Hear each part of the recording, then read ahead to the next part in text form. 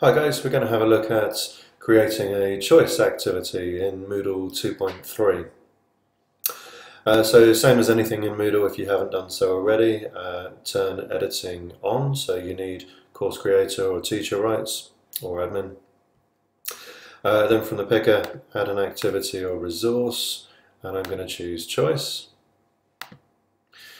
So the choice activity can be used to either get opinions from students. You could use it to organise study groups where the students choose different groups to be in, or tutorials. They could choose different time slots to get together and come and see you as a group. You could also use it if you set a choice just with one, just give it one option, then you can use that as getting pupils to agree to something. So kind of like a end user license agreement or acceptable use policy. So in that occasion, you'd have the outline of the document in the introduction text, and then just one option which you ask the pupils to click on to say that they've agreed to it. So same as anything in Moodle, give it a choice, give it a name, give it an introduction. You can have that displayed on the course page if you want to.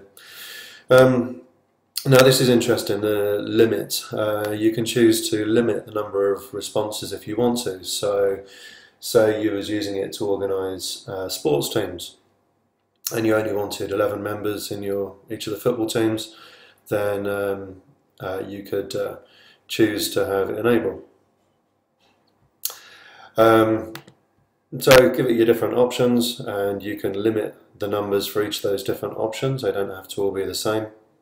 If you need to add some more different options, you can there. You can restrict when the pupils answer your choice activity, and you can choose how it looks on the page, so you can have the results either horizontal or vertically, and then choose whether or not you want your students to see the results of that, of the poll of the choice. So you can also have it to display the results always, or after they've submitted their answer, or after the time limit has run out, after the answering period is finished. If you do decide to display the results of students, you can choose whether to have that anonymous or including the students' names.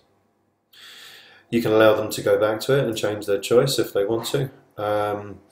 And you can choose to have a big list of all the students on your course that have not answered it. Same as most things in Moodle, you can set different groups and groupings. If you know about groupings, that's one of the advanced features. And then the two features at the bottom here, restricting access and activity completion.